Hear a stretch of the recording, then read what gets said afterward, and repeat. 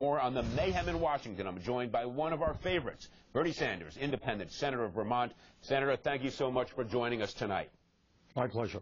So is Chuck Schumer right that we should challenge at the very inception of this the premise that rates at the top should come down? Of course Schumer is right. What the Republicans want to do, and some Democrats, is lower the tax rates for the wealthiest people in this country at a time right now when the effect of what the wealthiest people actually pay is the lowest in decades. And if you lower those tax rates, even if you manage to close some loopholes, you will become deficit, you'll become neutral. You're not going to bring in any more revenue to help us deal with the deficit. Schumer is right in saying we've got to keep the tax rates where they are right now. Then we close the loopholes. Then we raise additional revenue in order to deal with the deficit.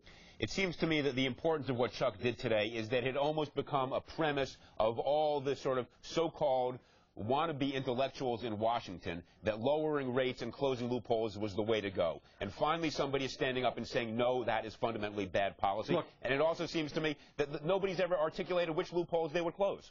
Right. Look, Elliot, let's be very clear, okay? And after the election and after the lame duck Congress, I'll come back and we'll see if I'm right or not. Without the slightest doubt, what the Republicans have in mind are lowering tax rates for the wealthiest people in this country, giving them even more tax breaks, despite the fact that we have the most unequal distribution of wealth and income of any major country on earth, and that gap between the very rich and everybody else is growing wider. More tax breaks for the rich. And then the second thing that they want to do is make massive cuts in Social Security, Medicare, Medicaid, education, nutrition programs, and virtually every other program that working families, kids, the elderly, low-income people need. That's the plan. No doubt in my mind that's exactly what the plan is.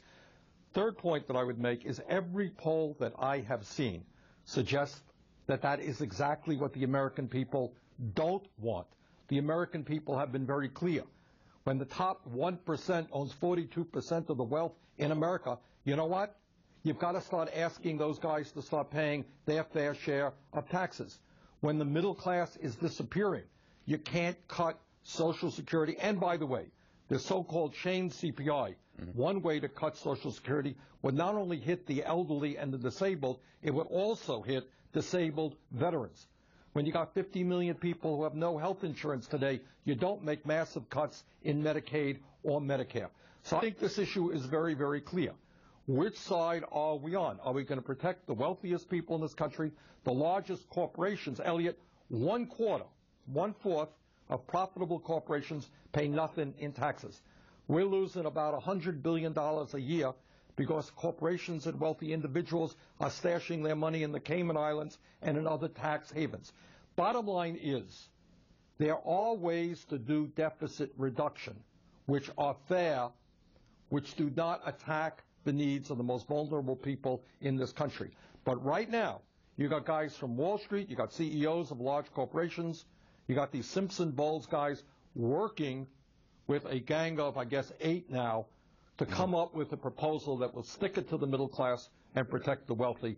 I think that's grossly unfair. Okay, Senator, I'm going to ask you to do me a favor. Can you, if we send you a tape of that brilliant little statement you just made, will you send it to the President and say, here is your opening comment for your next debate? And let him say it to the American people just like that, and then we will not need to worry about Mitt Romney being able to do whatever he did to seduce the American public into some notion that there's a new Mitt. There's no new Mitt. You just nailed it on the head. That was perfect. The thing that troubles me is that it seems to me the White House has fallen into accepting the same premise that you and Chuck are now challenging, which is, yes, rates across the board should be reduced. The President has been afraid, quite frankly, to take it head on and say, no, that is wrong. So am I right? You got to push back against the White House as well.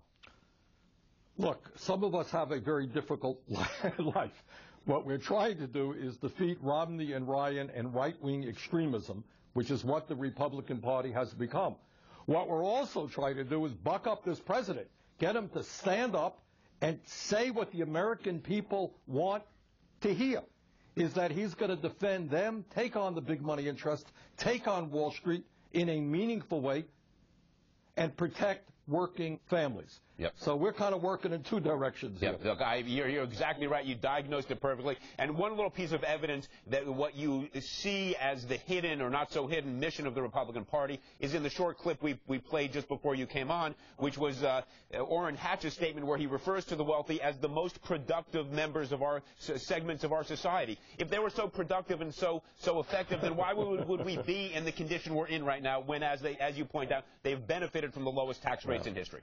If our friends on Wall Street were also productive, why did they drive us into this horrendous recession from which they had to be bailed out by the middle class of this country?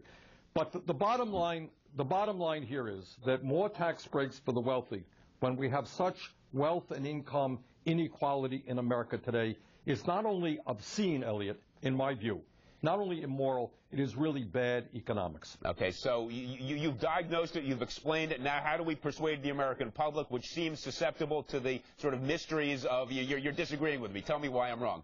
I don't think you have to convince the American public of anything. I think that's exactly what I have said. Right. Is what I'm not very brave to tell you the truth. This is what every poll out there has said. And what the president has got to do is say, look, I am going to take on the big money interest. I'm going to take on corporate America. We're going to do deficit reduction in a way that's fair. I need your help to stand with me against the lobbyists, against Wall Street, against the big money interest. President makes that speech, he's going to coast to victory. I agree with you 100%. You need the passion, the vigor, the energy to do it as you just did it. That is what was clearly lacking for the president in this debate. Will Joe Biden bring that into the arena Thursday night when he stands up with Paul Ryan? Well, I certainly hope so. Look, you know and I know, and the American people, or many of them know, what the Ryan budget is about. These are devastating cuts. The transformation of Medicare into a privatization program, into a voucher program, total disaster. $770 billion in cuts to Medicaid. What kind of moral outlook throws children, poor children, off of health insurance in order to give tax breaks to billionaires? If Joe can't decimate this guy, I would be very surprised. Yeah, all right. You always had a different ending to that sentence, but I'm with you. Well, let's hope he does it. And I'm glad you raised Medicaid. We focus so much, as we should, on Medicare, but Medicaid and what they do to Medicaid and the Ryan budget is morally, I think, absolutely impossible to defend. It is simply not what we stand for as a nation. All right. I'm going to take a tape of your appearance here tonight, send it to David Axelrod, send it to Joe Biden, send it to the president. That's Independent Center for Vermont. Bernie Sanders, always a pleasure to have you on the show. Thank you. Thank you. And as if things weren't scary enough, there's Romney rap music, Viewfinder, coming up next.